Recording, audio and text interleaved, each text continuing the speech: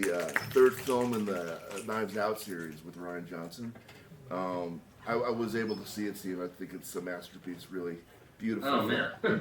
And beautiful looking film, too. So I heard rumor that editors were shocked that it was not actually shot on film. So, and I was shocked, too. I thought it looked really great. So I'm going to hand you over to our moderators. This is Steve.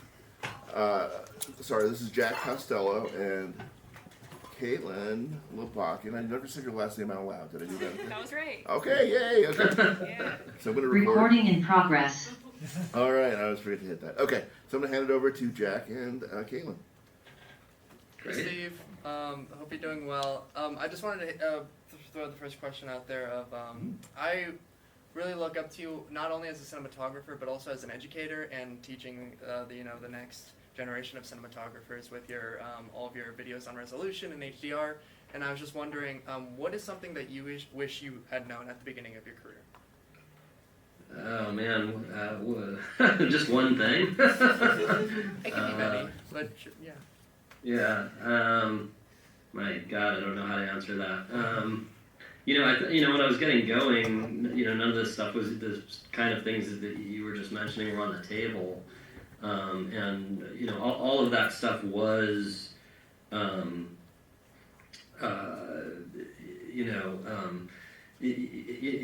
was there was a fixed pipeline. The Kodak and Fuji make the film, the labs process it. This process normal or push. It's not like you're building the pipeline and having to understand this stuff every time because it's a pretty simple. I don't want to say simple, but fixed system, and everybody knew that the person that did the chemicals at the lab knew the mixture and the temperature. There wouldn't have been anything like that at the time. Also all of that particular stuff that I've got it depends on which thing's on my site because there's also the lens stuff and whatnot, but that stuff with HDR and resolution and all that stuff, and in some ways it matters only because people talk about it so much, and it is that like last little bit of polish that makes that does matter, but it's also not really the crux. Your movie is the your movie is the script and the story, and then the crux of the photography is the lighting and the shot design and how the shots are designed to tell the story and to cut with each other. And I do think that stuff is one last little bit of polish, which was just totally, that whole system for how that last bit of polish worked was totally different when I was starting out. But I'll just throw out one random thing that I wish I'd known that helped pretty early, that I got a hold of pretty early, but I wish I would have known even earlier, is just thinking about off-camera marks for actors, not just the on-camera marks, like making sure the eye line is good, that if they're looking at the off-camera person, that the eye line looks nice, and that the off-camera actor is taken care of as much as the on-camera actor. That show them where the mark is, and they don't have a forest of C-stands to walk through, or if you do have something like that you apologize, like, I'm sorry, we need this eye line to be really tight, so you're gonna have to look here, and I'm sorry, we would have done it differently, but the lens is so wide that we had to do that, or whatever, because as a stereotype, everybody's different, but generally, no actor, no matter how fussy they are, is going to really mind if you apologize and explain the thing. But if there's definitely some people where if you just don't say anything and then they have to go through a bunch of C-stands or look at a tennis ball, they might not be happy about it. So. Absolutely. Cool. All right, I got a question. What would you say is the most disastrous moment you've experienced on set, and what did you learn from it? How'd you deal with it? Disastrous. Yeah. I guess there's different kinds of things. I haven't really been involved in in the kind of a disaster that's sort of fundamental to the project or to my interaction with the project. There have been moments of crazy things. I mean, I've seen a fire on set. But yeah, I've been lucky enough not to have anything that's actually catastrophic, and maybe that's something too, is just recognizing that, if something feels really big, that it's not catastrophic unless it actually is. You know what I mean? We're mostly just making movies, so unless it's gonna literally, the entire investment that the investors put into the movie is lost and it's your fault or something. I don't even know how that could happen, but unless it's something like that, it's I think the thing is remembering that there is to not get so upset about things, and just it's all something to figure out. If the camera gets smashed, and the camera gets smashed, and you get out the B camera or figure out what you're going to do next, and it's not a yeah. Absolutely. Another question. Something that they don't really discuss a lot in film school that I think is important, that I'm still not great at, is the relationship between cinematography, camera, and also production design, and like all the work that goes into creating just the image. Could you talk a little bit about how you work with production designers, costume designers, just anything that's on screen, and what's the process like? I mean, it's totally different with different people. Different people, and also different kinds of movies.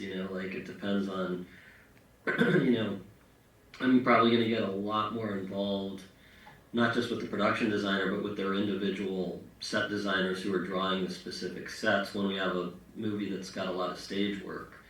Whereas obviously there's going to be minimal amount of that if it's a lot of location stuff,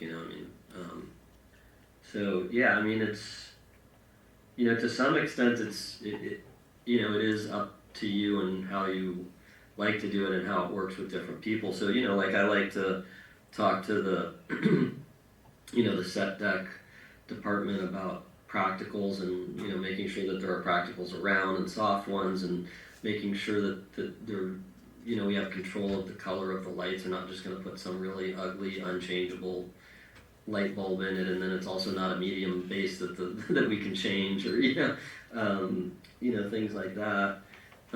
Which in some ways that's it's funny because in some ways the change to LEDs let us do more stuff, but on the other hand, it also makes a lot of problems with that, because they'll just like buy a lamp where it's an ugly color, and the bulb is built into it. It's not a screw-in bulb or something. So I try to just make sure that they're aware that we want to be able to put our stuff into it, and literally anytime we can't, they have to talk to us about it.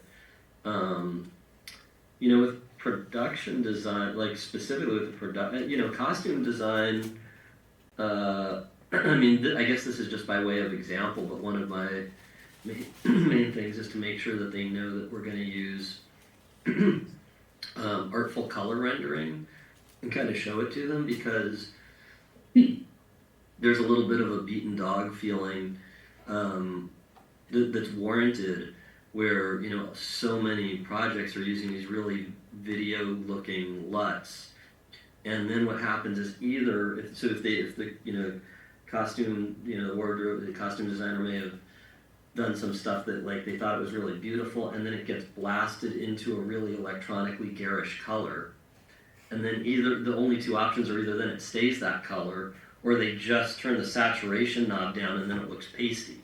And there's no version, so they've seen this thing where there's no version where, like if it's like if it's a bright red, they've seen it where it goes into an electronic looking magenta red, and they've seen it where it got pasty, and they've never seen it where, hey, I made this got a beautiful red thing and it looks ugly. So then they're worried and scared, and so my biggest thing is just making sure they know they can do their thing, and that show them that we're going to use a LUT that takes anything and is going to do an artful rendition of it without desaturating it. It's going to it's going to make it, it's not going to make it electronic, but the reason it's not electronic is because it's going to look more sort of analog or artful, not because it's just going to be, instead of being electronically saturated, now it's going to be electronically desaturated. So that's the costume design for me. I don't necessarily have a ton of stuff, except sometimes they'll ask, like, is this a is this going to moray or something like that? Which ironically, sometimes I have people ask that too much, and sometimes I have them ask it not enough. And then because by the way, the answer to that is if you're using any of the proper high-end cameras that have high resolution and optical low pass filters, the problem is it's really the same as film, which is nothing's going to moray on the camera. But people are going to watch this on phones, and this thing's going to have a whole life. Where if you have a moray type thing, yes, it could moray. So don't do too much of that. Anything's fine. It's going to be fine on the camera. It's going to be fine at the world premiere with great projection. But that doesn't mean it's going to be fine every time anybody ever watches it. And of course, you can get moraying on inferior cameras even just right out of the gate. But and then with the production design, we tend to have big picture discussions mostly, and then it'll tend to be more on the ground stuff is more like with the supervising art director than with the production designer or with the specific set designers that are drawing certain sets. Like we tend to have a lot of meetings with like me and the gaffer and the supervising art director, and then sometimes construction, although usually the supervising art director can usually speak for the construction department in those meetings. We're talking about like stage plotting, like we wish we had more space here. If we move the set this way in the stage, it's going to be up against the roll-up door, but then at least we'll have enough room for the sun that we want to put. You know what I mean? It's that, like, things like that. So we have kind of high level but not creative stuff. I mean, it affects creativity because you can't light it right, but it isn't itself a creative decision. We tend to have with the supervising art director, or like on Wake Up Dead Man, we had all these backings that I wanted to do, or I wanted them to do these 2-stage backings, and the set was already, the stage was kind of already too tight for the set, and I wanted to have the tree backing away from the set, and then a sky backing away from the tree backing, so I could light them separately. And that was a lot of figuring out, like, what is this thing, like, because they're like, well, how, like on the trees, how dense, if we make them too dense, it's just solid, but if we make them too like actually frilly leaves, the whole thing's going to flop down and fall apart. So like, what is this thing? So there's a lot of figuring that out with them. And then with the specific, and then we tend to sit down with me and the gaffer and the individual set designers that are drawing each set. And we'll talk about like, where are the windows, or things like that, or like, can the ceiling be lower, can the ceiling be higher, or can you put a light, can you put a softened light into here, or whatever. And that was even crazier on the Star Wars movie I did, because obviously you can't just, unlike the other movies, they can't just be like, well, we got a bunch of lamps here, you don't want this one, we'll put that one. I mean, there are no lamps, it's everything's built in. It's all these like pill lights in the wall, and like different, almost everything's like built into the walls. There's some exceptions where there's like a dome on a desk or something, but there's never, you can't just move a practical around. So we have to figure all that out in prep, and sometimes it's a little bit of a negotiation where we'll be like, well, there's nothing here, can you put like a row of pill lights here? And they say okay, but then they come back and they say, well, I showed it to the production designer and he doesn't want to do that. And I'm like, okay, well, I want the production designer to do their thing, so tell us what we can do that's like that, or whatever. So I think it depends on the individuals, and also depends on you a little bit too, because prep is so important, and there's no way that every single thing is going to be, some stuff you have to just let it happen. So which things you sort of go down the rabbit hole of investigating the granular level versus which things you just kind of let the machine do what it's going to do is part of like who you are. Which things do you prep versus which things does another person prep? Because there's, you can have a quick meeting about everything, but you can't get to the granular level about everything. There's some things that you're going to have to let them be what they are. So you have to figure out what's important to you, and and sort of get that right. Because if you think one thing's important, but you're actually putting a lot of muscle into a leverage point that doesn't really do much, and letting go of a leverage point that's important. That's like figuring that out for yourself and what's important for you is yeah.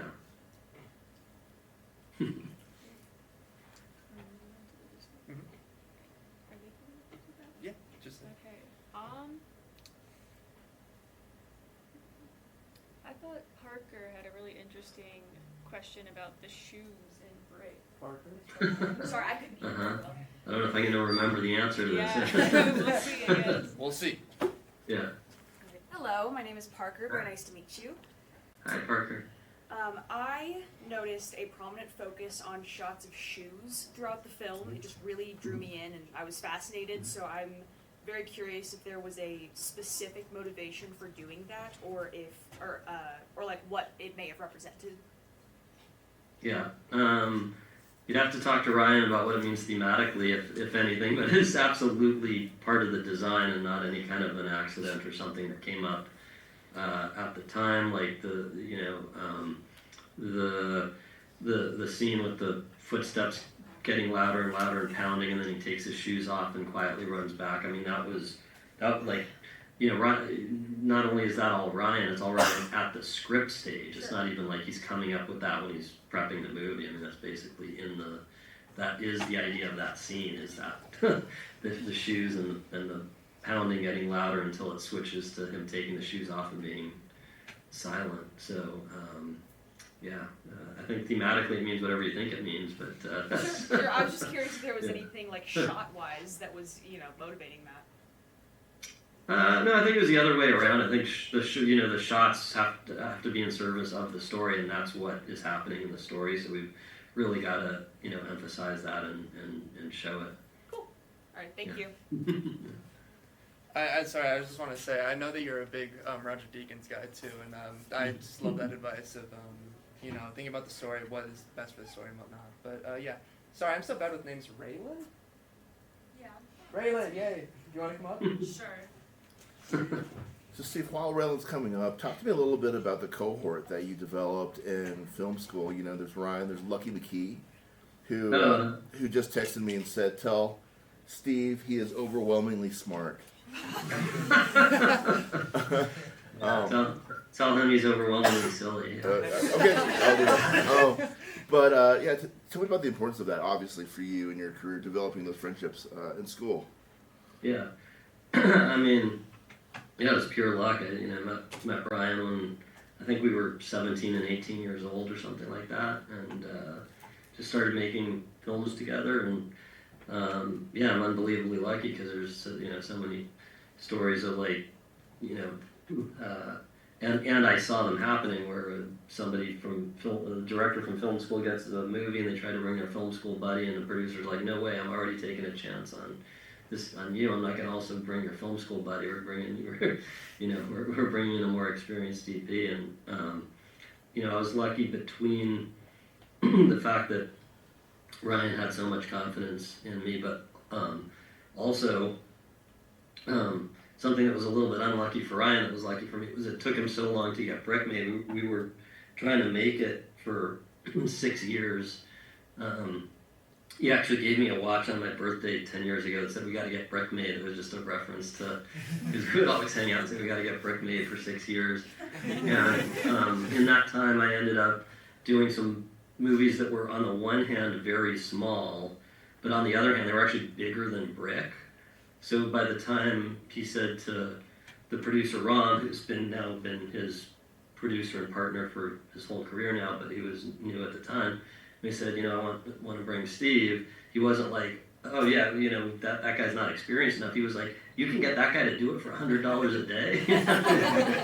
So I was doubly lucky both to meet up with Ryan and that I kind of didn't get axed before I had a chance to try.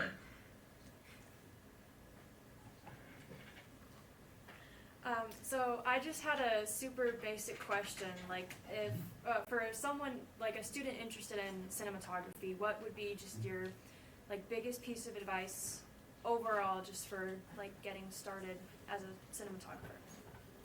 Do you mean sort of like business and schmoozy and industry wise, or do you mean like learning to tell stories with the visual stories? Honestly, anything. Just just like the biggest thing that stood out for you. Maybe that was like.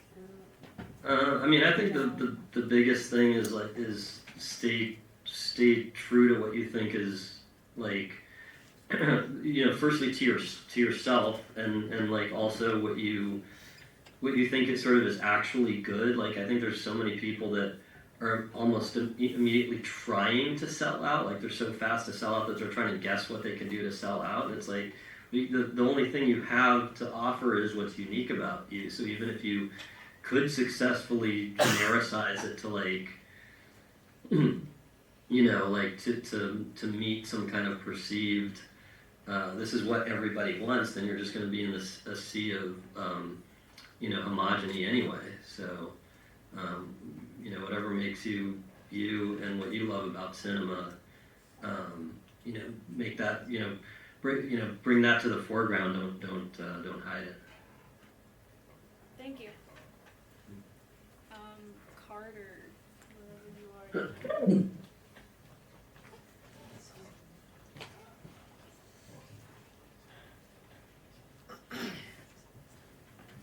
Hello, my name's Carter, and I just was wondering, for, like, okay, sorry. So Brick, obviously, pretty low budget, and I know, like, they put the Universal Studios logo at the beginning, but it felt mostly like an independent sort of film. And then Star Wars, huge budget, big old studio behind it, a lot of like eyes on it. Is there any sort of like significant difference between doing it for those two different types of movies, or even like Looper, which is like a modest budget for a big Hollywood movie? Yeah. I mean, to me, not especially, because it's all Ryan, and he has such a unique thing. So I would, the difference isn't so much about the budget, but whether it's Ryan or not for me.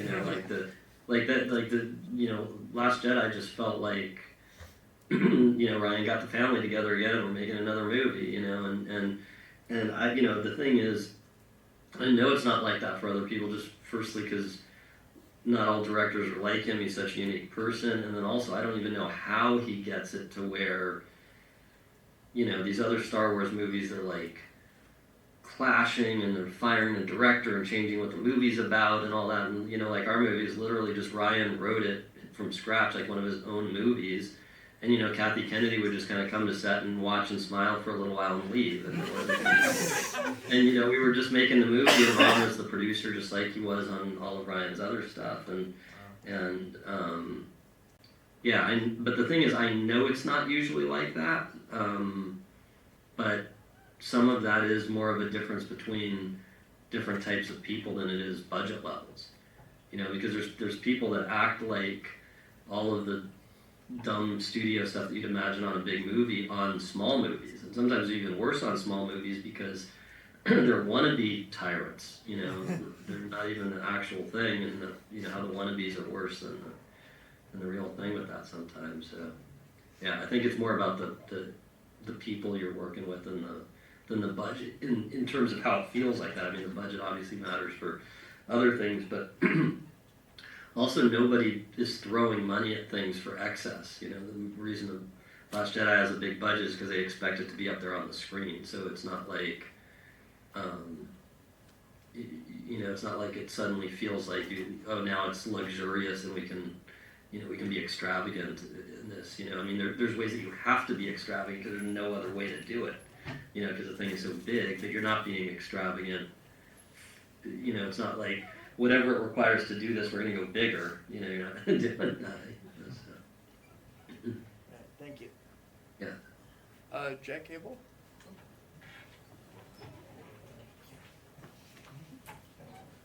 Hi, Steve.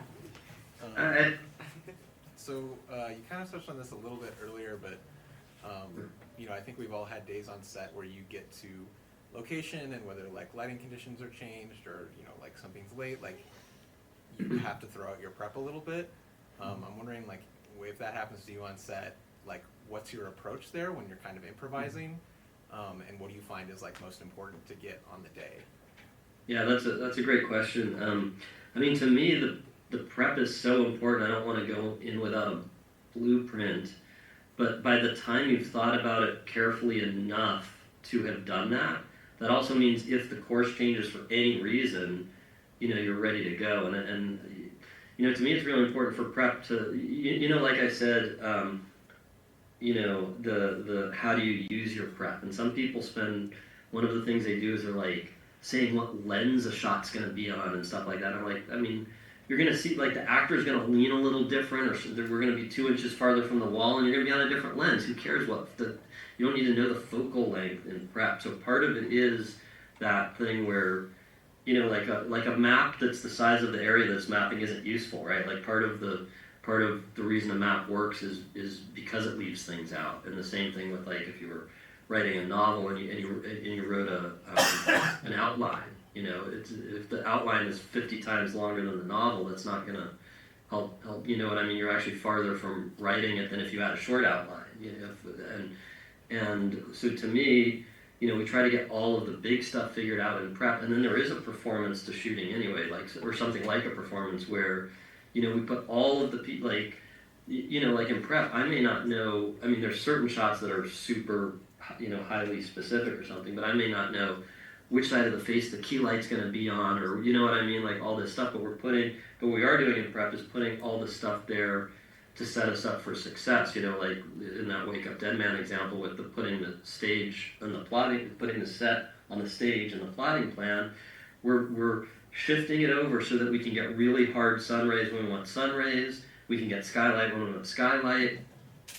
You know, and I'm ready to go on all of it. And if Ryan and I had talked about, because there's scenes in that movie where the light's changing in the shot, where like the sun breaks through the clouds and stuff.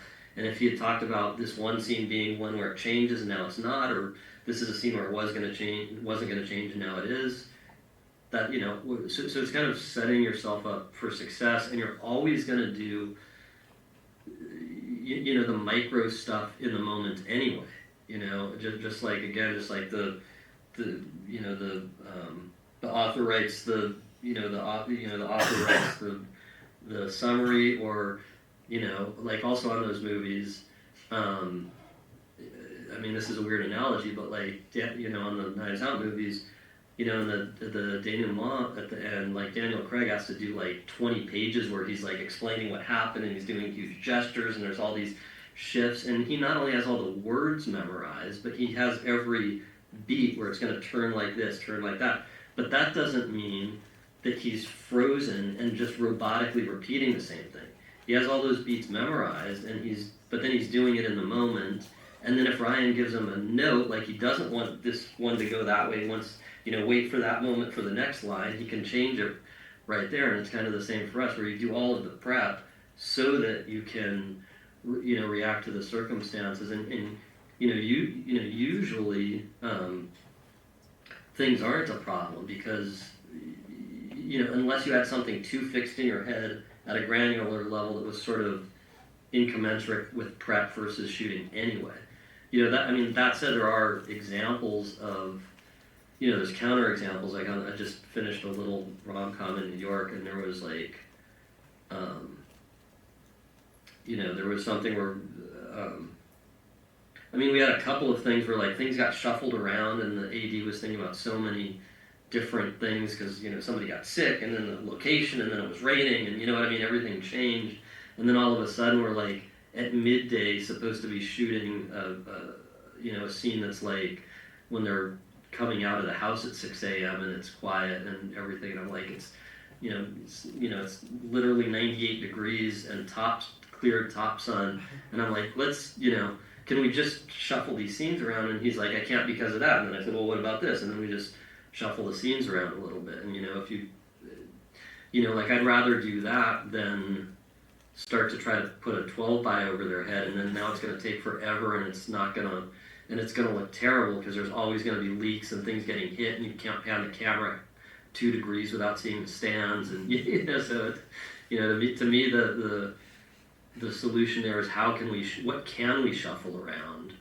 with the scenes rather than panicking and starting to get out 20 buys and stuff like that. Awesome. Thank you so much.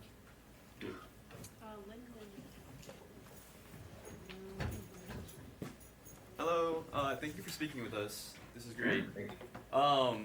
So you were just talking about pre-production a lot, and I know like you and Ryan have worked together, and we're also in film school now. So I just wanted to know what your like process is working with like a director in pre-production, and sort of how you have that relationship, and how you like shot list and prepare shots and everything like that.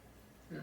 I mean that's however the director wants to do it is the answer, because there's every level on the spectrum from the director basically has a shot list, they know what they want and it's really good, like Ryan. There's they don't know what they want and they need you to do it. There's they want to do shot lists with you. Anywhere on that spectrum is good.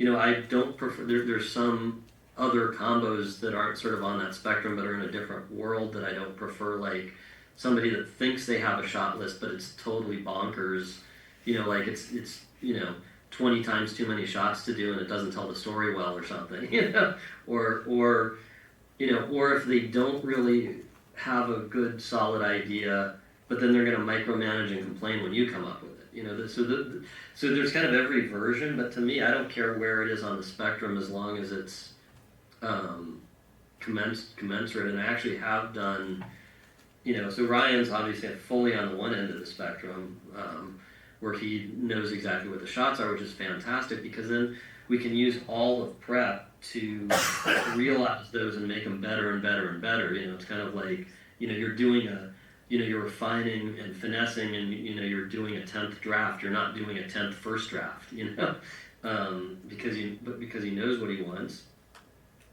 But I've worked with like the last 2 movies that I did with non-Ryan was kind of one director that was in the middle of that spectrum and another one that was kind of on the far end from Ryan, and those were fine too though, because they weren't just fine, they were great because the both of those sets of directors were they knew that they were there on the spectrum and they were, that's what they were doing. Like if they're leaving something up to me, then they're leaving something up to me. If we're doing something together, we're doing it together. It's not like leave it up to me and then yell at me about it or something. So, so I think that, I think you have to tailor it to the director, and to me, it's actually something to look for when you're meeting and deciding whether you're going to do something, is trying to make sure that I feel like, and I'm not saying I wouldn't ever do one that's like outside of that, but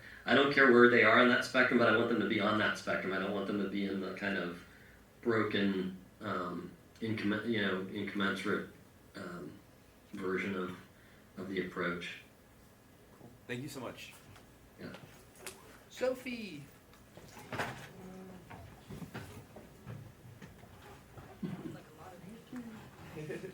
Scared. Sorry. Hi, I'm Sophie. Hi. I just wanted to ask, as a DP, which department, I guess, besides the director, what relationship do you feel like is the most important to cultivate as the DP, and how do you go about collaborating? Do you mean for what you're getting out of the movie, or do you mean for like diplomacy, or I'd say maybe a little bit of both, like to get the best movie that you can get, but also to have the best run set that you could have. Yeah, you work with so many people. Obviously the AD is the one person that's.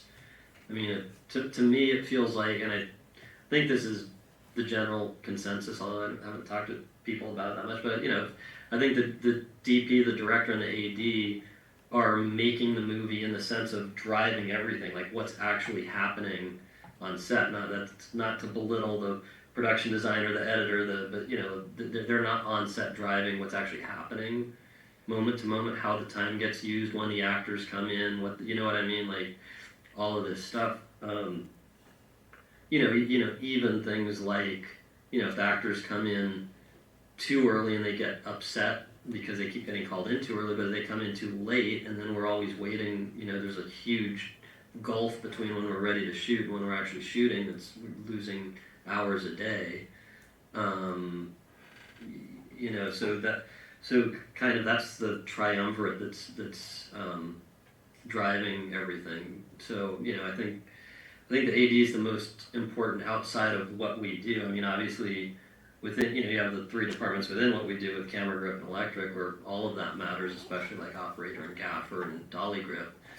But yeah, I think the AD, and then something that's probably good to do that I'm not as good at as I should be is just, befriending the actors and making them feel good about, because there is, they can be, they can swing wide between really depending on you and blaming or being scared that you're not going to make them look good and stuff.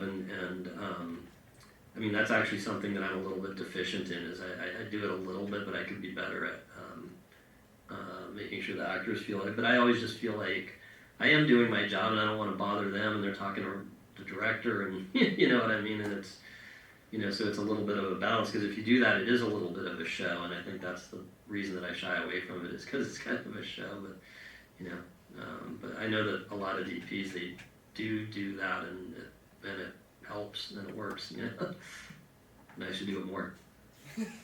Thank you. So if you have any other advice for me, Evan. Oh,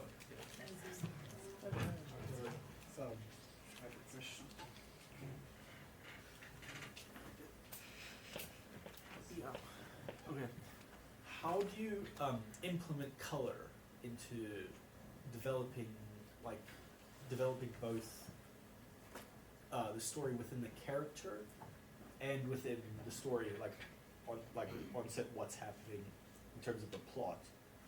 Is that like a decision you make? Or is it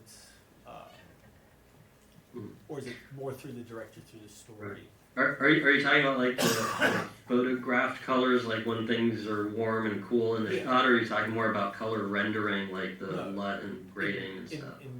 In the shot. In the shot? Yeah. Well, I mean,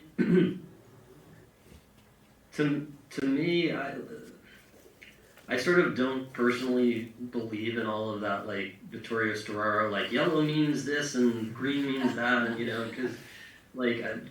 because to me it just doesn't. Like, to me, movies are absolutely beautiful and color is really evocative, but there isn't anything innate.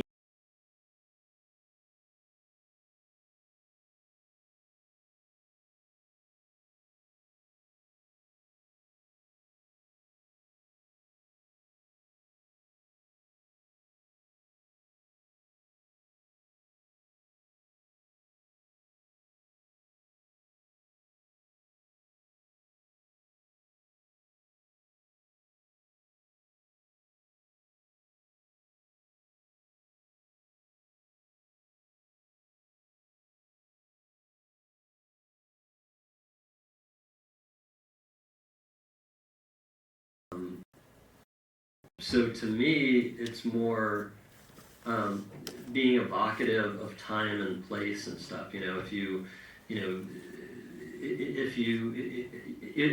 the thing feels, it doesn't even have to be fully realistic. If it feels like it's based on realism, sort of, even if it's a heightened theatrical version of it, then it is like. Then it actually works that, if something is supposed to feel like early morning steely light, then if you do flatter kind of cyan blue light, it is going to feel like that, and if you want something to feel like, a sunset, it's got to be, the one side of the sky is orange, but there's still that blue on the other side of the sky, or whatever, And if you're kind of true to that stuff, then it can be evocative of the time and place. If everything starts feeling artificial, you know how there's some movies where it's almost like you can't imagine anything other than like a movie light outside the frame lighting it. You know, it's like you can't even imagine that it's a window. Like it's clearly just a movie light. You know, by the time you get into that artifice, it actually becomes hard to be evocative of anything because it doesn't mean anything anymore. So to me, it's trying to, again, not be literally realistic, but a theatrical, evocative version of stuff that is real, so that you can get that sense of place. Like, you know, if you want, I mean, the movie I just did, we had a you know, it's a rom-com, so nothing can be scary, but there is a place that's kind of supposed to be drab and dull that we have a lot of stuff in, and then it's supposed to change and be happier. So when it's drab and dull, I tried to keep it where it's still sort of in a way bright because it's a rom-com, so doesn't look like a horror movie, but it's a little more, you know, it's more shaped and, you know, a little more contrast and a little bit steelier light, and then when it's more open, we've got, you know, sun streaming in that's warm, and you know, and it's got that contrast, you know, and you know, you got to get the color contrast right on set too, right? Like how much warmer is the sun than the sky, or how much warmer is, you know, sun coming in a window than the north window. Because overall, you can do in post. There's, you know, it's easy to just tint the whole thing orange or the whole thing blue. So it's the part that's really, really important on set is the color contrast. How much oranger is the orange thing than the blue thing, and all of that. Or if you want to have one thing neutral and one thing warm, how much is that? Like how extreme is that difference? And also, what's the character of it? Like, is it a yellow or warm or red or warm? You know. Thanks. Let's see the last couple of questions for our moderators. Jack, you want to lead us off with the second to last, and then Caitlin round us off? Sure. Awesome. I guess I want to. Sorry, when you guys were talking about that, I just want to open with when we were watching Brick. One of my favorite shots in it was the cutting from like the flashback when the sun was just like in his face to like when it was like cut back to the future and like it's just drab, full of sadness, like top light. That was so evocative, and that was. It was amazing. Sorry. I guess my question to you, and one I wrote down. Whoa. How like? Oh man, it's so similar to other questions. Sorry. When you're talking with the director, you're creating, especially in pre-production and in production, you're creating a visual language for the film itself. And I just wonder if you have any, like, how do you do that? How do you make one shot not stand out from the rest? How do you make them all cohesive? I mean, yeah, I mean, and you're talking about kind of the same thing as like, how do you have a style or a look a little bit, or, yeah, I mean, because if they're not going to stand out, you're not saying because they're all blended down and rounded down to not stand out, right? So, I mean, to me, you're always just trying to do tell the story that's trying to in service of the story and telling it the visually strongest way you can. And when I say visually strong, I don't mean showing off, you know, and distracting with the visuals. I mean literally just telling the story the most you know, visual way that you can think of.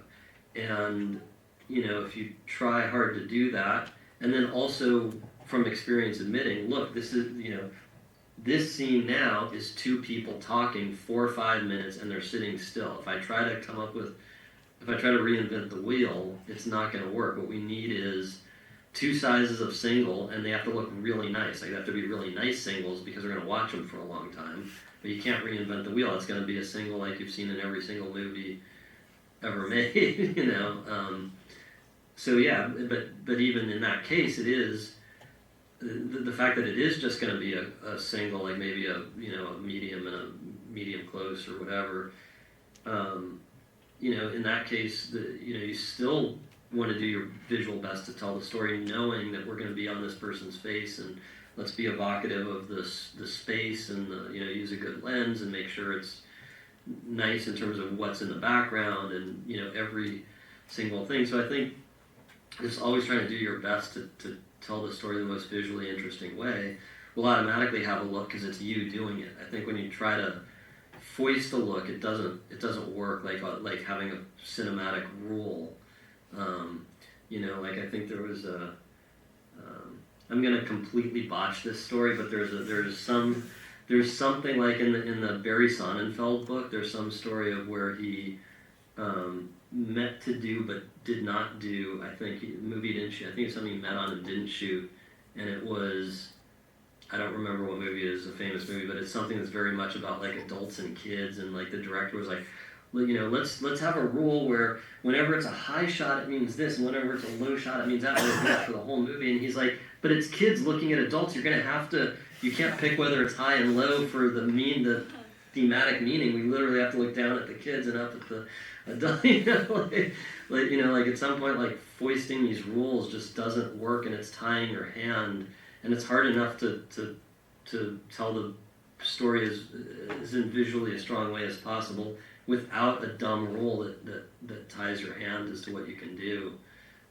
So unless you were going to go all out, which almost nobody's ever done, I would, to me, like maybe Ozu and Wes Anderson are the only two people that you can people say they can recognize shots from like directors or DPs or whatever, but I think those are the only two where you can for sure recognize them. Not like it kind of looks like that, but because it's especially if you watch more than one shot. Maybe if you just see one shot, you could guess wrong, but like the fact that literally every single shot is the exact same focal length, the exact same image size, the exact same camera height, the exact same,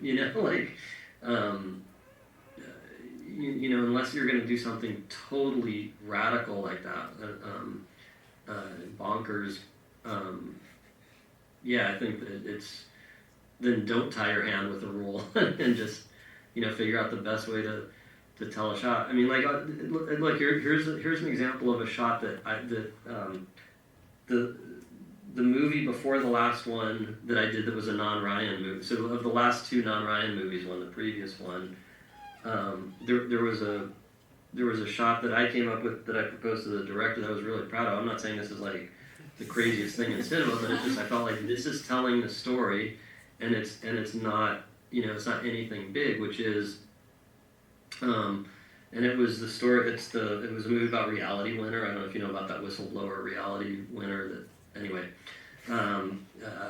So the NSA or FBI or whoever it is like coming up to get her because she released classified documents, and she's like in her car looking at her phone, and we just did the shot where like the rear view mirror is in the shot and out of focus, and she's looking down, and then the rear view mirror comes into focus. We're looking past the rear view mirror to here, and then we tilt, and then we boom down and tilt up and rack focus, and you see that there's a whole bunch of cars pulling up. And then we just move over a little, and there's a whole bunch of cars pulling up behind her on the other side. And, it's a very simple shot. It's not a show-offy shot. The camera's just moving a little bit. It's just a little bit of rack and stuff, and all of the stuff's happening where her world's totally changing.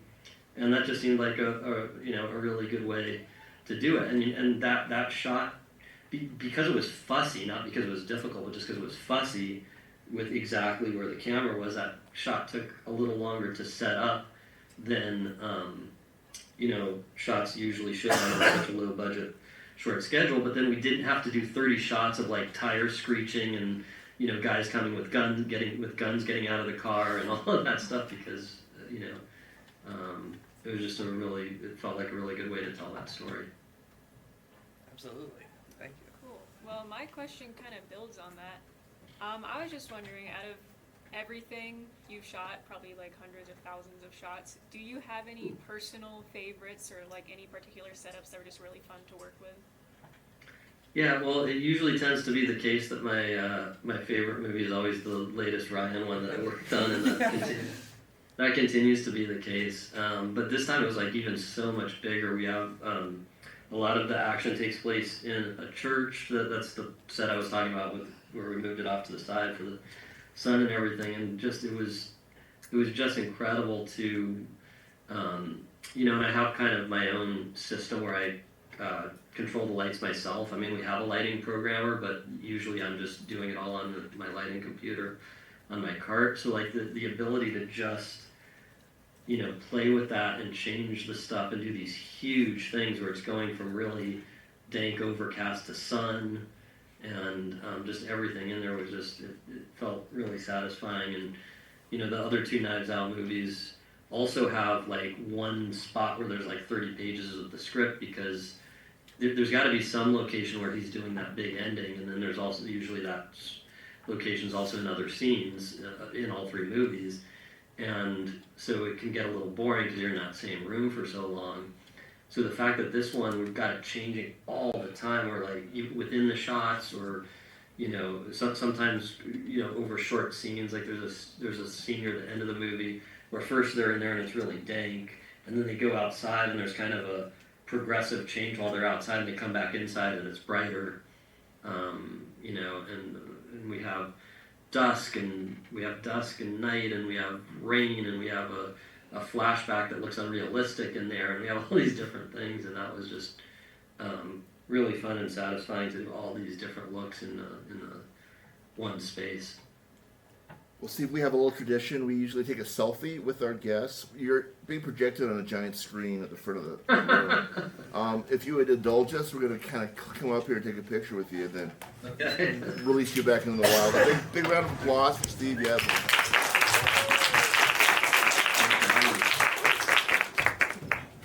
Don't be shy. Oh, all the way up. Don't be shy. Oh.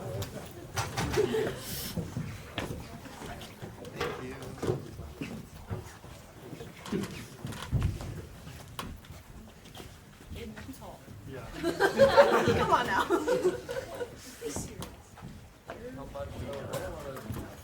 You know what? I'm doing this. Walter, give me a down and with me. All right. Guys, emotion on the count of 3. 1, 2, 3. Emotion. All right. Steve, thank you so much. Yeah, thank you.